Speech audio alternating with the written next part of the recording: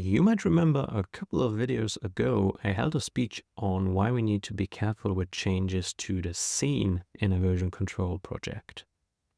This is because when you merge a scene file, you will do it based on the textual representation of that scene file, which can get very, very large very quickly.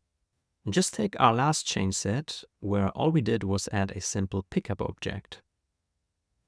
The simple change gives us dozens of additional lines to our scene file. Now imagine you had to merge this into a branch which also did some work on the scene. You would have to potentially compare and understand hundreds of those lines, or just hope for the best.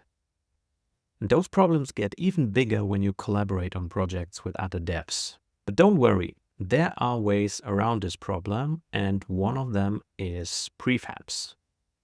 So instead of adding all the pickups directly to the scene, we will first make a prefab from it and then just add and manipulate the prefab.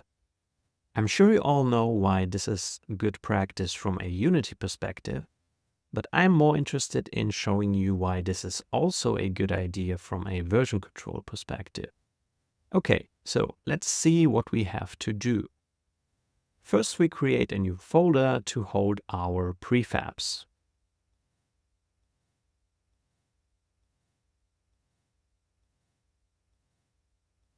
We then drag our only pickup object to it, effectively turning it into a prefab.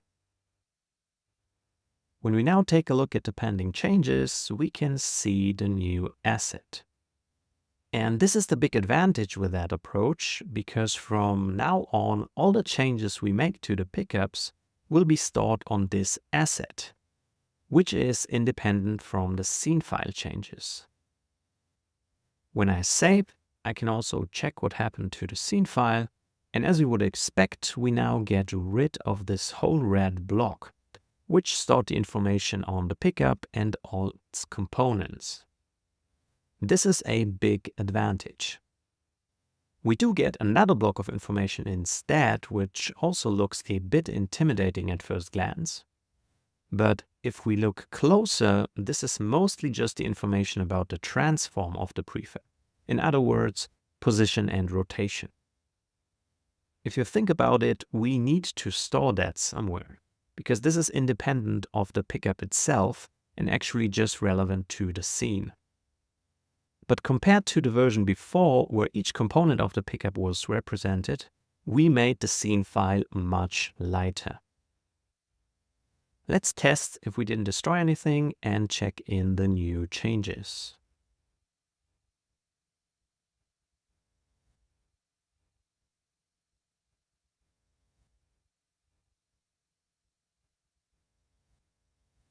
Obviously, we do not want to leave the player with one pickup.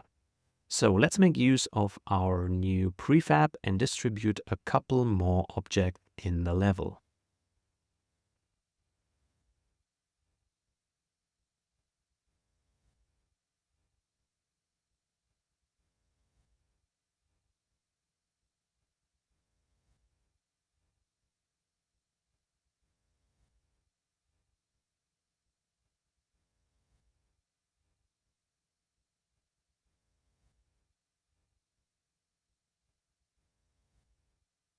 Let's check if the others work as well.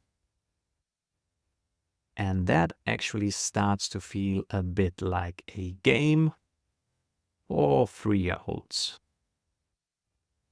Okay, back to the scene file. Now, I hope that you see the benefits of this approach. Sure, the scene file still looks a bit like a mess. But if we understand those changes, we know what to look for.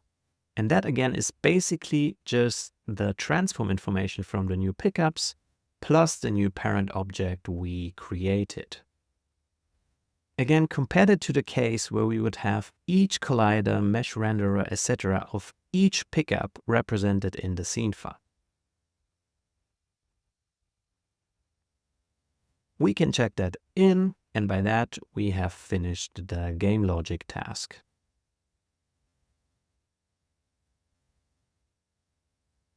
Let's have a look at our branch graph, where we can see the 3 change sets. We first added a vanilla pickup and a collision detection logic. Then we turned the pickup into a prefab. And finally, we added more pickups to the level. All that's left to do is update our main branch with the new changes.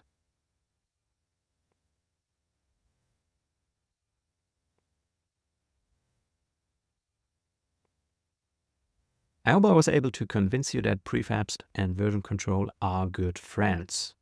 If not, wait for our first scene conflict later in the course. See you in the next video.